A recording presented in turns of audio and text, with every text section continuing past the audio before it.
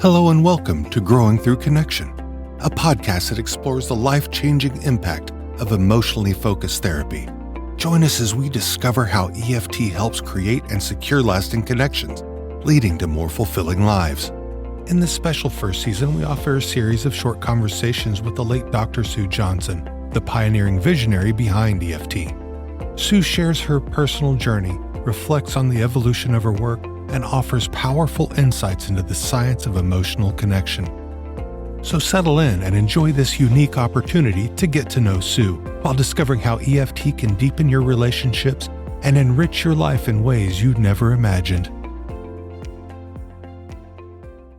So anyone that's met you will see how passionate you are. You put so much into your work, into your life. You've been described as a pioneer. I've heard someone refer to you as a rock star. What still gets you excited? Oh, well, I love teaching. I love sharing my ideas with an audience and watching people respond.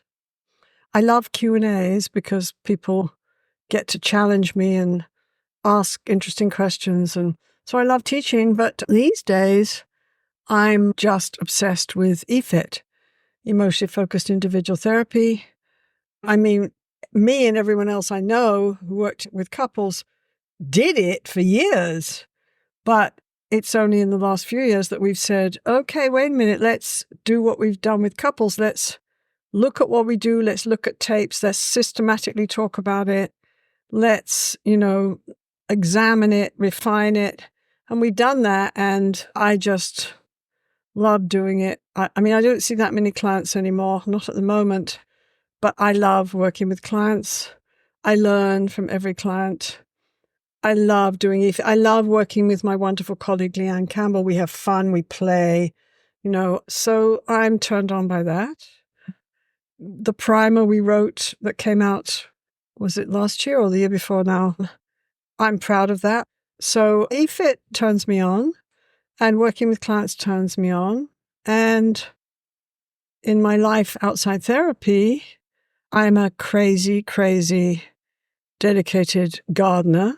I have a huge garden here in Victoria that when I got here was all stones and rocks and dry earth and deer eating everything. So I remember being enraged at my husband and saying, "You've brought me here to this place. I'm a gardener. Look at this lot." If you saw it now, you wouldn't believe. Because bless his heart, he built all kinds of terraces and now the neighbors come by and say, "Can I just walk in your garden?" I say, "Of course, have a cup of tea." So I'm a gardener and I know now what deer eat and what they don't. Occasionally a deer and I have a little argument about that, actually, where I dash out with a spade and say, "You don't eat that." The deer says, "Yes, I do." I say, "No, you don't, because I'm going to run towards you with a spade." Anyway, so I'm a gardener. I'm a bird watcher. I love birds. I could have quite happily studied birds my whole life. When I was a little girl, I had a budgie called George, who would, when I didn't pay attention to him, he would get into the toffee tin. Every household in those days in England had a toffee tin. Okay? Right. Yeah. He'd get into the toffee tin, and if I didn't pay attention to him, I'd suddenly be hit in the head by a toffee, right? So he'd hurl it across the room. I go, "Oh!" I said, "George?" And he'd jumping up and down in the toffee tin like, what? So, and then he'd come on my head and walk down my nose and talk to me in one eye. I loved George. George and I got along really well. I used to sick him on my mother's white poodle. I used to point to her and he'd scream his head off and dive bomb her. So I always had this sort of relationship with this bird.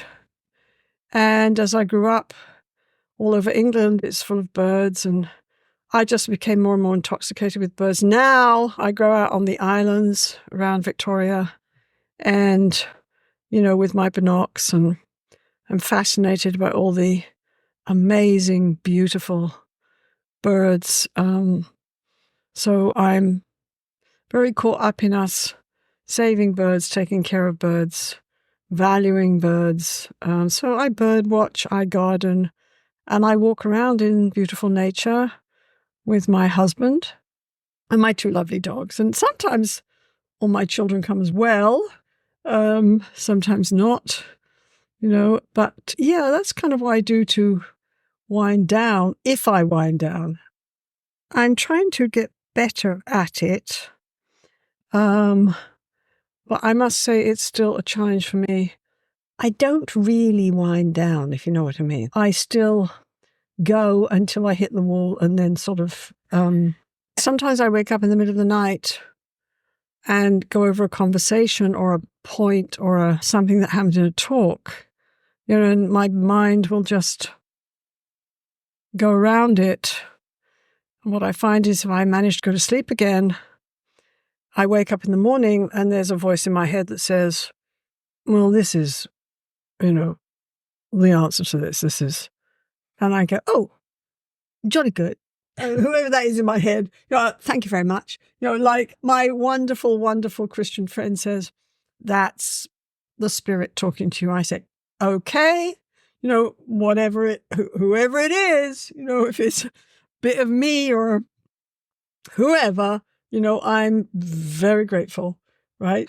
But I don't really, my husband always says, you don't know how to rest. I'm trying, because as you get older, you really do need to know how to rest, I go on my exercise bike and sing 70s songs. Which ones? Oh, well, I like Billy Joel, and I like James Taylor, and I like Steely Dan, and I like Anne Lennox. Oh, yeah. Would I lie to you? Would I tell you something that isn't true? I just love her. I'm just doing the bike, And then John comes in and says, and after this, you're going to lie down on the floor and stretch and meditate, right? And I say, yeah. As I get up and I do 2 stretches and I go to my email. Yeah, I'm not real good at rest. In an English working class family when I grew up, you didn't rest. Nobody took time out. You got up in the morning, made the coal fire, put the kettle on, started the chores, and then at 11 at night you went to bed. And if I used to sit and read as a child, my mother would walk in and say, what are you doing? And I'd say, well, I'm reading this book. She'd say, that's a stupid waste of time. Get up and help your granny. Do the washing. So it wasn't part of our culture really to rest. My children talk to me about life balance. And I say, yes, that would be a really good idea. So I actually try to do things now like I say, don't go to the next task. Take the dogs and go for a walk. Why don't you do that? There's still some part of my brain that says, think of all the things you could do when you're walking on the beach. You could do this, you could do that, you could answer that email, you could... Stop. I'm going to walk on the beach. It's a certain kind of mindset. I think in English working class families, life was hard when I was born, and life was a struggle. And you all struggled together, and you struggled the whole time. Well, actually, in English working class life, when you did take a break, you usually drunk.